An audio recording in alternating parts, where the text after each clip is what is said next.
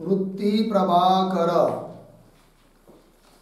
प्रभाकर ग्रंथ में page number 141 और 141 पेज के ऊपर 13 नंबर का शीर्षक है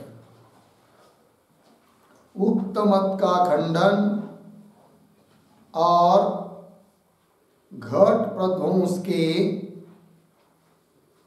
अभाव प्रतियोगिक प्रागभाव की सिद्धि। मिला? देखो भाई, तो बात यह चल रही है कि ऊपर 12वें शीर्षक में जो बात बताई गई थी, कौन सी? कहा गया था घट प्रध्वंस का जो प्रागभाव वह घट काल में घट रूप है और घट उत्पन्न होने के पहले घट के प्रागभाव स्वरूप है। कौन? प्रागभाव किसका? प्रध्वंस का।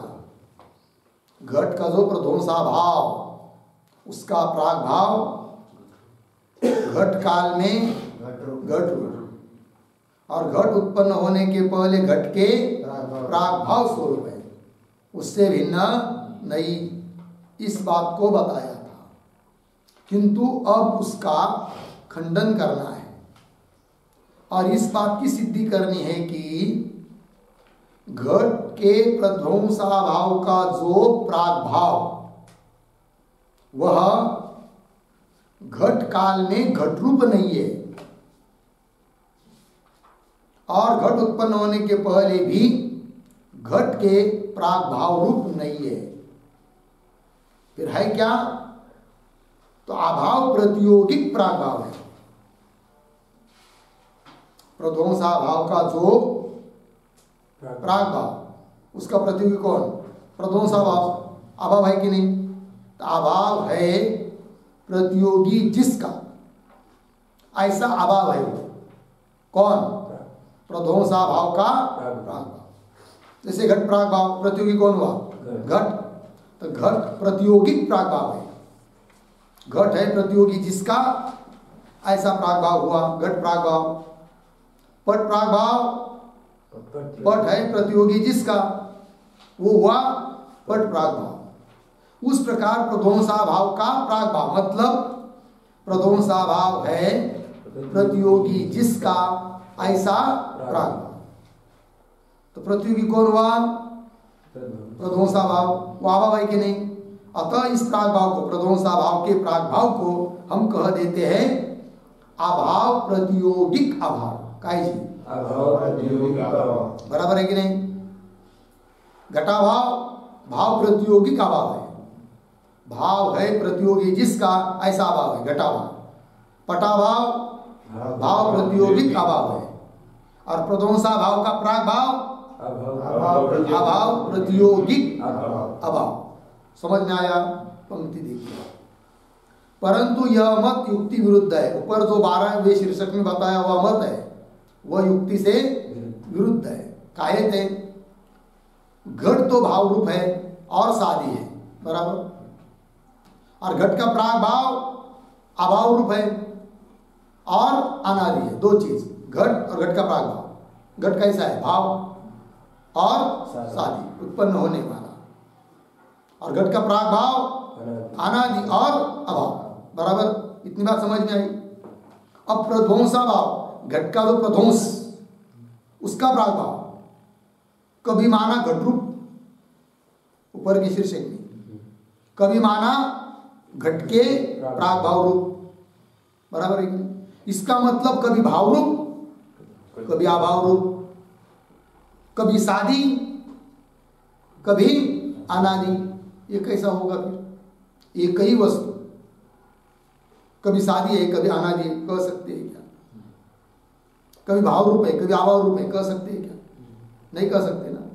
और उन्होंने माना है फिर ऊपर किस वस्तु को माना? ऐसा प्रध्वंसाभाव के प्रागभाव, क्योंकि उन्होंने प्रध्वंसाभाव के प्रागभाव को कभी माना घट रूप, घट काल में, और कभी माना घट के प्रागभाव रूप, मतलब कभी भाव रूप तो कभी अभाव रूप, कभी शादी तो कभी। ये कहना ठीक नहीं है। बात समझ में आ रही कि नहीं? पंक्ति को देखिए, परंतु यह मत युक्ति विरुद्ध है। काहे थे? घट तो भाव रूप है, बराबर, और सादी है, और घट का प्राग भाव अभाव रूप है और अनादि है। एक ही घट ध्वंस प्राग भाव को, घट के ध्वंस का जो प्राग भाव एक ही चीज है, उसको कदाचित भाव रूपता, कदाचित अभाव रूपता। घट रूप माना मतलब क्या हुआ? भाव रूप। और घट के प्राग भाव रूप माना मतलब अभाव रूप।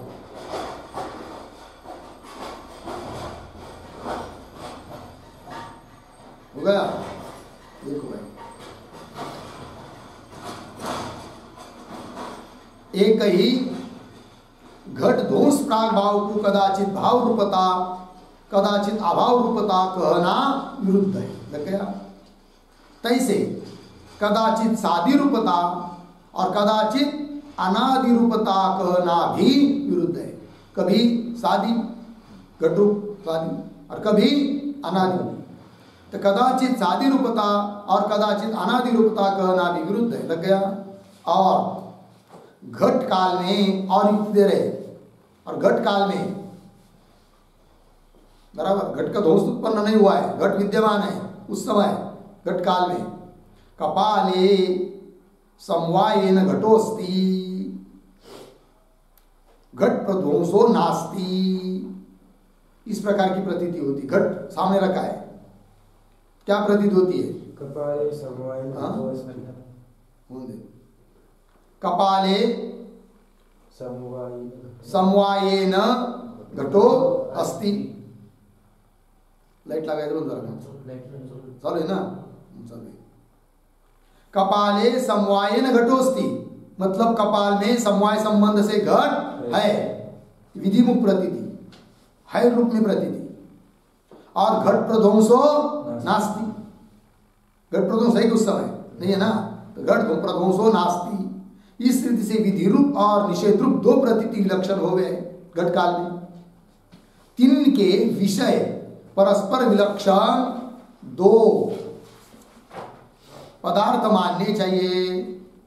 उन दो प्रतीतियों के विषय भी अलग अलग दो मानने चाहिए। कपाले समवायेन घटोस्ति, इस प्रतीति का विषय घट, और घट प्रध्वंसो नास्ति, इस प्रतीति का विषय प्रागभाव, प्रध्वंस का प्रागभाव। प्रतीति अलग अलग है, दोनों प्रतीति का विषय एक नहीं मान सकते। जबकि ऊपर वाले शीर्षक में घट प्रध्वंस के प्रागभाव को घट रूप माना है ना, घट से अभिन्न माना है, तब दोनों प्रतीति का विषय एक मानना पड़ेगा। किंतु वो दो पदार्थ कितने हैं? एक ही है ना, क्योंकि घट रूप माना है किसको? प्रध्वंस भाव के प्रागभाव घट रूप माना है, एक ही पदार्थ माना है। प्रतीति तो दो आ रही है, और वो दो प्रतीति में भी एक विधिमुख है और एक निषेधमुख है। अतः दो प्रतीति का विषय तो विलक्षण भिन्न भिन्न दो ही होने चाहिए, एक नहीं हो सकता है। और ऊपर वाले शीर्षक के अनुसार क्या होगा फिर? प्रतीति दो, विषय एक ही मानना पड़ेगा। कैसे? पहली प्रतीति कपाले समवायेन घटोस्ति, कपाल में समवाय संबंध से कौन है? घट, बराबर है कि? और घट मतलब क्या? प्रध्वंस भाव का प्रागभाव, बराबर है। फिर घट प्रध्वंसो नास्ति, इस प्रतीति का विषय भी घट मानना पड़ेगा, क्योंकि घट से अभिन्न माना है किसको? प्रध्वंस भाव के प्रागभाव, है कि नहीं? एक ही घट फिर कभी विधिमुख प्रतीति का विषय हो रहा है तो कभी निषेधमुख प्रतीति का विषय होने लगेगा, किंतु ऐसा तो होता नहीं है, क्योंकि प्रतीति विलक्षण है, एक विधिमुख एक निषेध। अतः दोनों प्रतीति का विषय अलग अलग ही होना चाहिए। लग गया? इस रीति से विधिमुख और निषेध रूप दो प्रतीति विलक्षण हो गए, तीन के विषय परस्पर विलक्षण दो पदार्थ मानने चाहिए। तैसे घट की उत्पत्ति से पूर्व भी, घट उत्पन्न होने के पहले, घट की उत्पत्ति से पूर्व भी कपाले घटो नास्ति, घट प्रध्वंसो नास्ति, इस स्थिति से दो प्रतीति हो गए हैं। घट उत्पन्न होने के पहले कपाल स्थिति में दो प्रतीति कौन कौन? कपाले घटो नास्ति। इस प्रतीति का विषय घट का प्रागभाव और घट प्रध्वंसो नास्ति। इस प्रतीति का विषय प्रध्वंसा भाव का, घट प्रध्वंसा भाव का प्रागभाव। यद्यपि दोनों निषेध में प्रतीति है किंतु दोनों का विषय भिन्न भिन्न मानना पड़ेगा। तो ऐसे घट की उत्पत्ति से पूर्व भी कपाले घटो नास्ति, घट प्रध्वंसो नास्ति इस रीति से दो प्रतीति होवे। यद्यपि सो दोनों प्रतीति निषेध मुख है। कौन कौन? कपाले घटो नास्ति यह और घट प्रध्वंसो नास्ति दूसरी। यद्यपि सो दोनों प्रतीति निषेध मुख है तथापि विलक्षण है, भिन्न भिन्न है। काहे थे? प्रथम प्रतीति में तो नास्ति कहने से प्रतीति जो होवे अभाव, प्रतीत हुआ जो अभाव ताका प्रतियोगी घट प्रतीत होवे है। पहली प्रतीति कपाले घटो नास्ति, घटो नास्ति इस प्रतीति का विषय कौन है? इस प्रतीति का विषय, इस प्रतीति का प्रतियोगी कौन है? घट। प्रथम प्रतीति में तो नास्ति कहने से प्रतीत जो होवे अभाव, जो अभाव प्रतीत हो रहा है ताका प्रतियोगी घट प्रतीत होवे। और दूसरी प्रतीति में नास्ति कहने से, दूसरी प्रतीति मतलब कौन सी? घट प्रध्वंसो नास्ति। इस प्रतीति का है कि नहीं, जो प्रतियोगी है वो कौन है? घट प्रध्वंस है। और दूसरे प्रतीति में नास्ति कहने से प्रतीत हुए अभाव का घट प्रध्वंस प्रतियोगी प्रतीत होवे। तो प्रतियोगी भिन्न भिन्न प्रतीत हो रहा है। याते प्रतियोगी का भेद होने थे। पहले प्रतीति का प्रतियोगी घट, दूसरे प्रतीति का प्रतियोगी घट प्रध्वंस। याते प्रतियोगी का भेद होने थे घट प्राग भाव का आगे क्या है? अभेद। अभेद का है वह। हाँ देखो भाई, हाँ यात्रे प्रतियोगी का भेद होने ते घट प्राग भाव का। पंक्ति में लिखी नहीं, उसके आगे क्या है? हाँ बीच में लिखिए एक शब्द और।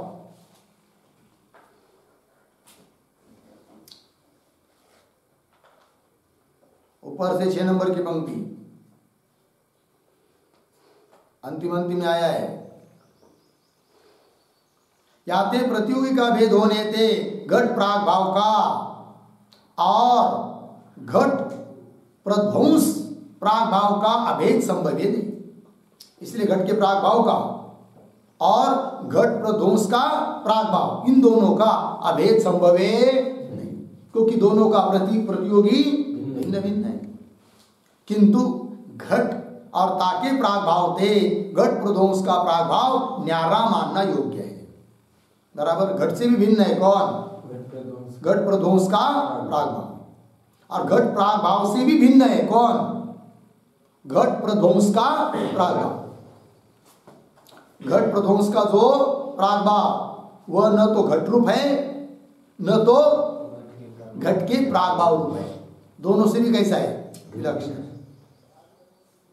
किंतु घट और ताके प्राग भाव थे घट प्रध्वंस का प्राग भाव न्यारा मानना योग्य है। लग गया? अनुभव सिद्ध पदार्थ का लाघव बल से लोप संभव ही नहीं। अनुभव सिद्ध है अतः लाघव हो रहा है, थोड़ा कम मानना पड़ रहा है, इसलिए एक दूसरे में अंतर्भाव कर लो, ऐसा हो नहीं सकता है। लग गया? और अनुभव सिद्ध पदार्थ का लाघव बल से लोप संभव है नहीं।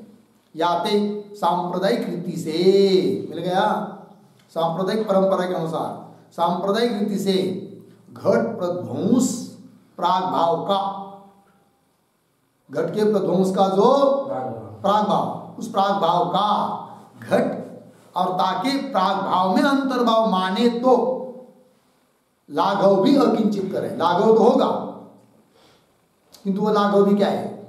अकिंचित करे, कुछ भी फल देने वाला नहीं है, कुछ सिद्ध नहीं कर सकता है। अतः ऐसे लाघव को मानना उचित नहीं है। याते सांप्रदायिक रीति से मिल गया पंक्ति।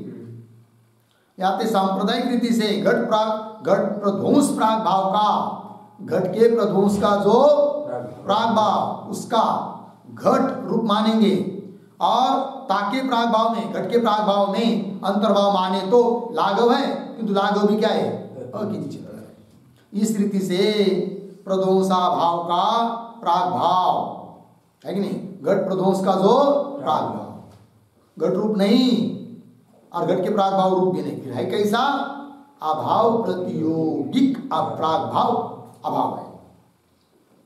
इस रीति से प्रध्वंस भाव का प्राग भाव कैसा है, अभाव प्रतियोगिक प्राग भाव है। ऐसा प्राग भाव है कि जिसका प्रतियोगी अभाव है। लग गया, दो प्रकार का प्राग भाव। कुछ प्राग भाव ऐसे दुनिया में कि जिनका प्रतियोगी भाव है, कुछ प्राग भाव ऐसे है दुनिया में कि जिनका प्रतियोगी अभाव है।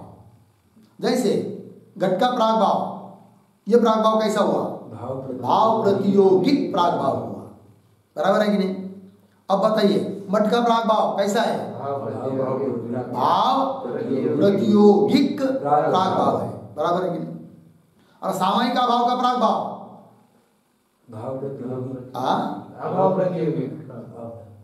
सामायिक भाव का प्राग भाव अभाव प्रतियोगिक प्राग भाव है, बराबर है कि नहीं।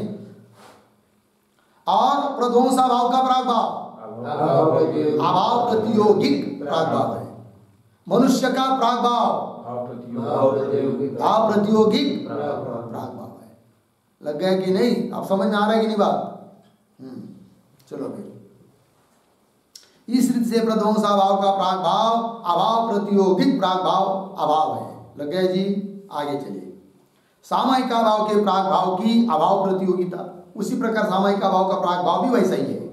कैसा, अभाव प्रतियोगिक प्राग भाव, वही कह रहे। तो ऐसे सामायिक भाव भी शादी होवे है। सामायिक भाव कैसा है, शादी। शादी मतलब कितनी बार गए शादी, शादी मतलब उत्पन्न होने वाला। शब्दों को याद रखने, बाद में पढ़ना है घर जाकर 10 बार। जो शब्द नहीं आता है उसका अर्थ किसी को पूछना है, किसका क्या अर्थ है, उसका क्या अर्थ है, उसका क्या अर्थ है। घर में जाकर पढ़ेंगे तो पता चलेगा ना। लग गया जी। सामायिक भाव कैसा है, शादी मतलब उत्पन्न होने वाला, और जो उत्पन्न होता है उसका जरूर होता है उत्पन्न होने के पहले क्या, प्राग भाव। और तो सामायिक भाव का भी है क्या, प्राग भाव, किंतु सामायिक भाव का प्राग भाव कैसा है, अभाव प्रतियोगिक प्राग भाव है। लग गया। तो इसे सामायिक भाव भी शादी होवे, ताका प्राग भाव भी अभाव प्रतियोगिक प्राग भाव होवे। लग गया। चलिए आगे।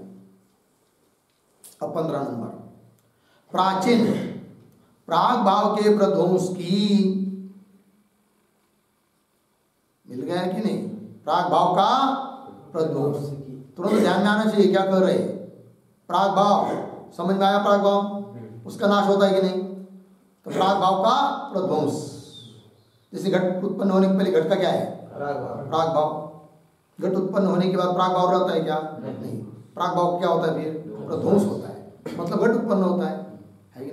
तो प्राग भाव घट का जो प्राग भाव, घट का प्राग भाव, उसका ध्वंस, बराबर है, उसका हुआ, मतलब घट उत्पन्न हुआ। तो प्राग भाव का प्रध्वंस घट रूप है, बराबर। और प्रध्वंस कैसा है, अनंत। कोई भी प्रध्वंस लीजिए, शादी अनंत है कि नहीं। तो फिर घट रूप हुआ कि नहीं, कौन, घट के प्राग भाव का ध्वंस। घट रूप है ना, घट उत्पन्न घट रूप हुआ, किंतु घटता भी अभी नष्ट हो जाएगा 2-4 साल के बाद, 8-10 दिन, कभी भी नष्ट हो सकता है। फिर वो ध्वंस कहाँ जाएगा, तो घट के ध्वंस रूप बन जाएगा।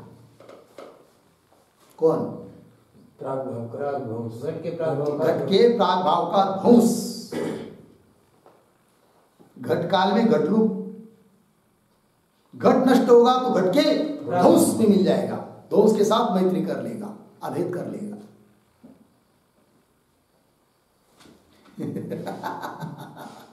क्या कुछ कठिन है, ध्यान दीजिए, बहुत सरल है। घट उत्पन्न हुआ नहीं, कपाल है, कपाल में घट का प्रागभाव है, इतना तो पता है ना। और प्रागभाव का स्वरूप क्या बताया है? अनादि शांत, मतलब कभी न कभी नष्ट होगा प्रागभाव।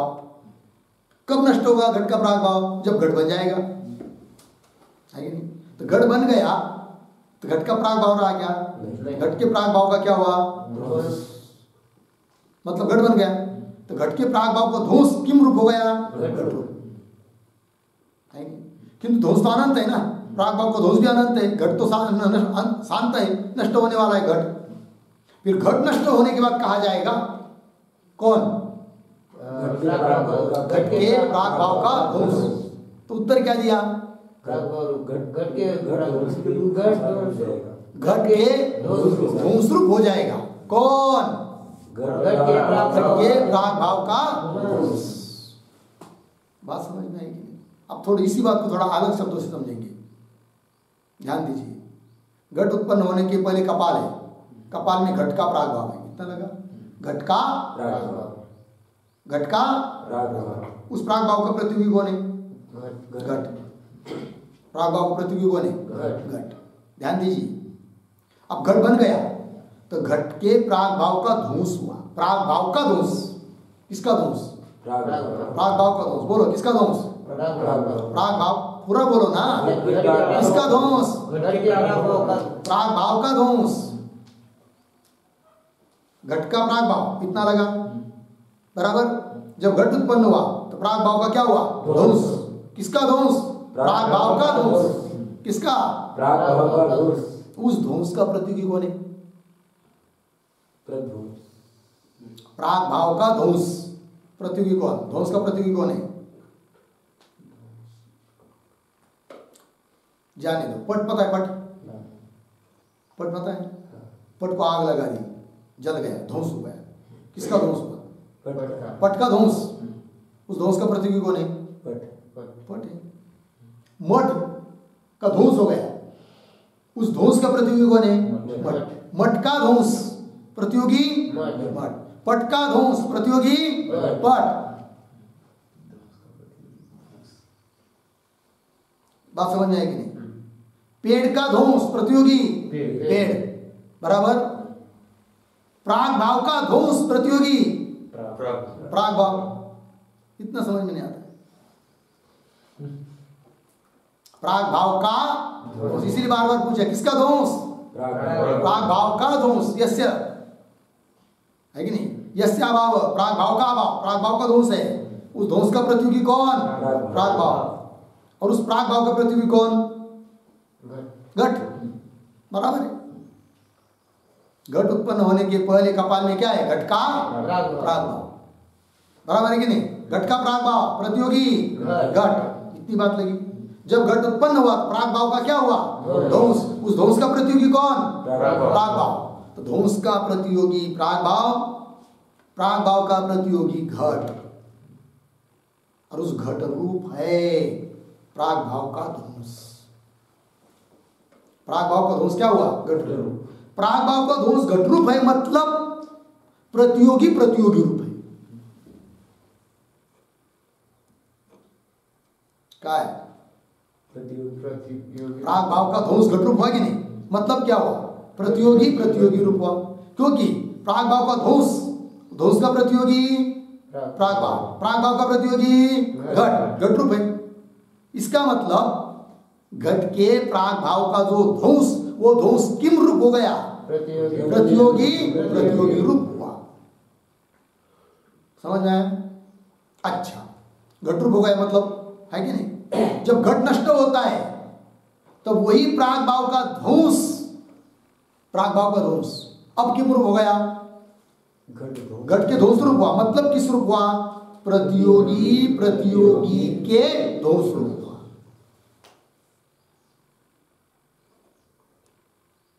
प्रागभाव का ध्वंस, बात समझ में आ रही है? घट के प्रागभाव का ध्वंस, वो ध्वंस घट टूटने के बाद, घट ध्वंस रूप होता है ना, मतलब घट क्या था? प्रतियोगी।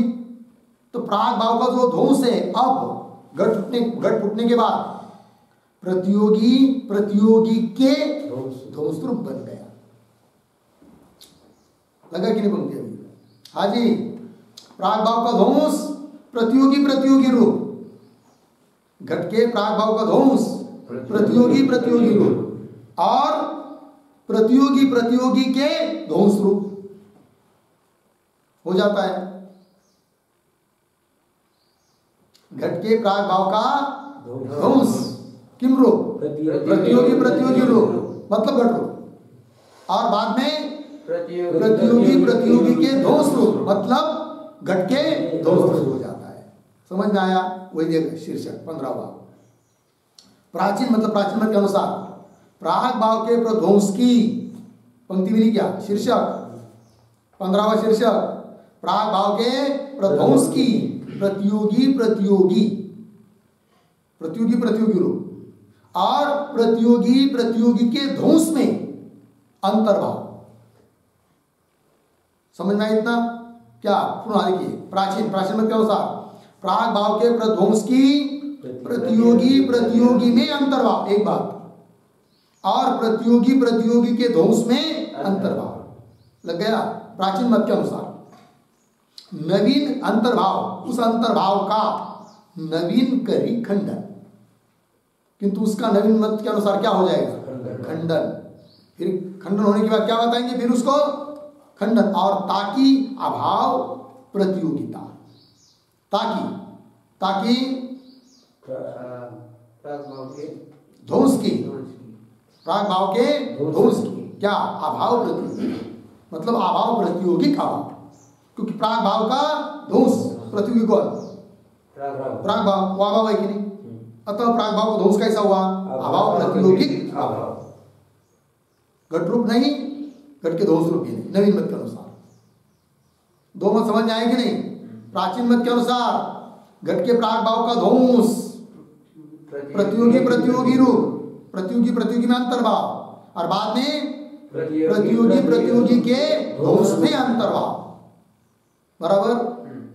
किंतु नवीन मत के अनुसार उसका खंडन, और कहेंगे क्या? अभाव प्रतियोगिक वो अभाव है। प्राग भाव का ध्वंस कैसा है? अभाव प्रतियोगिक अभाव है। ये सिद्ध करेंगे नवीन लोग। बात समझ में आए? चलिए अब 15वां शीर्षक हुआ, उसके नीचे देखिए पंक्ति, और प्रध्वंसाभाव भी अत्यंताभाव अन्योन्याभाव तो होवे नहीं। प्रध्वंसाभाव क्या है? अन्योन्याभाव का। प्रध्वंसाभाव भी अत्यंताभाव अन्योन्याभाव का तो होवे नहीं। हाँ, अत्यंताभाव का प्रध्वंस नहीं होता है, क्योंकि अत्यंताभाव कैसा है? अनादि अनंत। अनादि अनंत। अन्योन्याभाव का भी प्रध्वंस नहीं होता है, क्योंकि अन्योन्याभाव भी अनादि अनंत। लग गया ना? जैसे घट का प्रध्वंस होता है, पट का प्रध्वंस होता है, वैसा अत्यंत अभाव और अन्योन्य भाव का प्रध्वंस होता नहीं है। लग गया कि नहीं? फिर रह गए कौन? दो, सामयिक भाव और प्राग भाव। दोनों का भी होता है क्या? ध्वंस, क्योंकि सामयिक भाव साधी शांत है और प्राग भाव अनादि है किंतु शांत। लग गया? और प्रध्वंसाभाव भी अत्यंताभाव अन्योन्याभाव का तो होवे नहीं। काहे ते? दोनों अभाव अनादि अनंत है। कौन कौन? अत्यंताभाव और अन्योन्याभाव, दोनों अभाव अनादि अनंत है। तैसे प्रध्वंसाभाव भी अनंत है। प्रध्वंसाभाव भी कैसा है? अनंत है। अतः प्रध्वंस का प्रध्वंस भी होता साधी तो है प्रध्वंस, किंतु अनंत है। प्रध्वंस भाव भी अनंत है। ताका भी प्रध्वंस संभवे नहीं। ताका प्रध्वंस का भी प्रध्वंस होता नहीं, ताका भी प्रध्वंस संभवे नहीं, परंतु प्राग भाव और सामयिक भाव का प्रध्वंस हो गए। किसका किसका? प्राग भाव का भी प्रध्वंस होता है और सामयिक भाव का भी प्रध्वंस, परंतु प्राग भाव और सामयिक भाव का प्रध्वंस हो गए। लग गया? सांप्रदायिक रीति से प्राग भाव ध्वंस भी है कि नहीं? सांप्रदायिक रीति मतलब प्राचीन मत के अनुसार सांप्रदायिक रीति से प्राग भाव ध्वंस भी, प्राग भाव का ध्वंस भी प्रतियोगी प्रतियोगी और प्रतियोगी प्रतियोगी के ध्वंस के अंतर्गत है। प्रतियोगी प्रतियोगी के अंतर्गत है मतलब घट रूप और प्रतियोगी के ध्वंस के अंतर्भूत है। कैसे समझ में आया ना?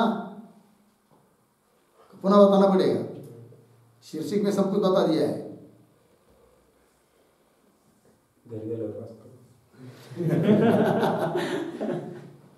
सीधी बात है। घट को देखना है, कैसे घट को देखना है? जो उत्पन्न नहीं हुआ है, कपाल रखे, उस कपाल में घट का क्या है? प्राग भाव। बराबर, जब घट उत्पन्न होगा प्राग भाव नष्ट हो, मतलब घट के प्राग भाव का क्या होगा? ध्वंस। फिर वो ध्वंस कहाँ चला गया? घट रूप बन गया, मतलब प्रतियोगी रूप हुआ। क्योंकि घट प्राग भाव का ध्वंस, प्राग भाव का ध्वंस, प्रतियोगी प्राग भाव। किसका प्राग भाव है? घट का। उस प्राग भाव का प्रतियोगी घट, तो प्रतियोगी घट रूप बन गया। और घट फूट जाएगा, बनने के बाद टूट गया तो घट का ध्वंस हुआ ना, तो उस ध्वंस में अंतर्भूत हो जाता है कौन? घट के प्राग भाव का ध्वंस, अर्थात प्रतियोगी के ध्वंस में अंतर्भूत होता है। लगी पंक्ति? और प्रतियोगी के ध्वंस के अंतर्भूत है, तीन ते पृथक नहीं, उनसे पृथक नहीं है। जैसे घट के प्राग भाव का ध्वंस, किसका ध्वंस? घट के प्राग भाव का ध्वंस, घट के प्राग भाव का ध्वंस हो गए हैं, सो घट काल में और घट के ध्वंस काल में है। घट काल में भी है, ध्वंस काल में भी है, क्योंकि ध्वंस कैसा होता है? अनंत। ध्वंस कैसा है? इसी का ध्वंस कैसा है? अनंत। घट काल में और घट ध्वंस काल में है। घट काल में तो लग गया ना, घट काल में तो घट प्राग भाव ध्वंस कैसा है? घट काल में घट के प्राग भाव का ध्वंस, हाँ वही दे रहे। घट काल में तो घट प्राग भाव का ध्वंस प्रतियोगी स्वरूप है। एक प्रतियोगी शब्द रह गया छपने का, 142 पर अंतिम पंक्ति। घट प्राग भाव का ध्वंस प्रतियोगी स्वरूप है ना, प्रतियोगी स्वरूप है। शुरू में, अंतिम में नहीं, अंतिम पंक्ति के शुरू में। अन्ना तो लक्ष्य नहीं है। पुनः देखता पढ़ता हूं। घट प्राग भाव का ध्वंस प्रतियोगी स्वरूप है। लिखा है शब्द, काहे थे? कैसे भाई समझा रहे? घट प्राग भाव के ध्वंस का, घट प्राग भाव के ध्वंस का प्रतियोगी कौन? घट के प्राग भाव का ध्वंस, ध्वंस का प्रतियोगी प्राग भाव, प्राग भाव का प्रतियोगी घट। घट प्राग भाव के ध्वंस का प्रतियोगी घट। मिला के नहीं? थोड़ा दुरुस्ती करनी है, ध्यान दीजिए। अभी पढ़ता हूं, पहले पूरा सरल पढ़ता हूं, बाद में आगे बताता हूं। एक ही पंक्ति है अंतिम की। काहे थे मिला 142 पर अंतिम की पंक्ति, लास्ट शेवटची पंक्ति, बीच में आया काहे थे मिला।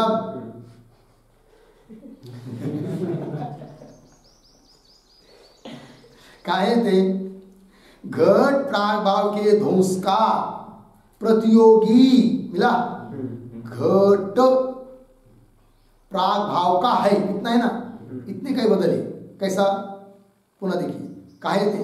घट प्राग भाव के ध्वंस का प्रतियोगी घट है ना, घट का ऐसा चाहिए।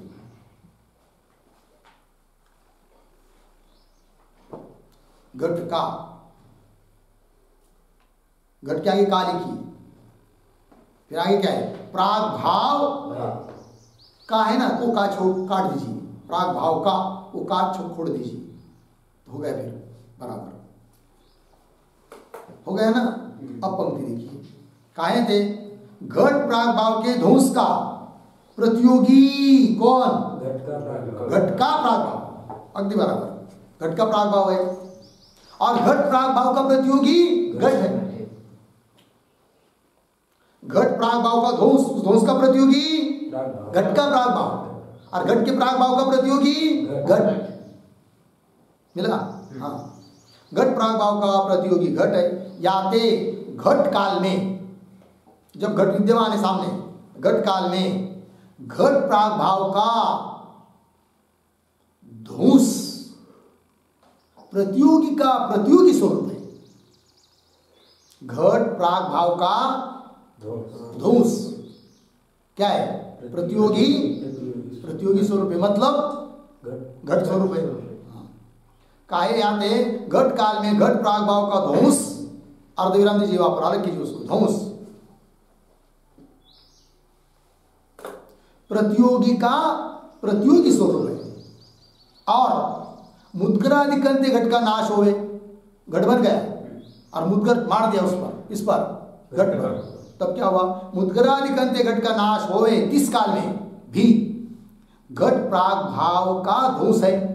घट प्राग भाव का ध्वंस उस समय में भी है, किंतु घट तो रहा नहीं, घट रूप था, घट तो रहा नहीं। अब कहा जाएगा फिर वो घट के प्राग भाव का ध्वंस? तो घट ध्वंस में मिल जाएगा। इस काल में भी घट प्राग भाव का ध्वंस है और घट है नहीं, याते इस काल में मतलब घट फूटने के बाद घट फूट गया उस समय, इस काल में घट प्राग भाव का ध्वंस प्रतियोगी का ध्वंस रूप है। वहां पर भी अलग कर दीजिए, ध्वंस और प्रतियोगी इन दो शब्दों को अलग कर दीजिए। इस काल में घट प्राग भाव का ध्वंस प्रतियोगी का ध्वंस रूप, मतलब घट के ध्वंस रूप है। काहे थे? कैसे?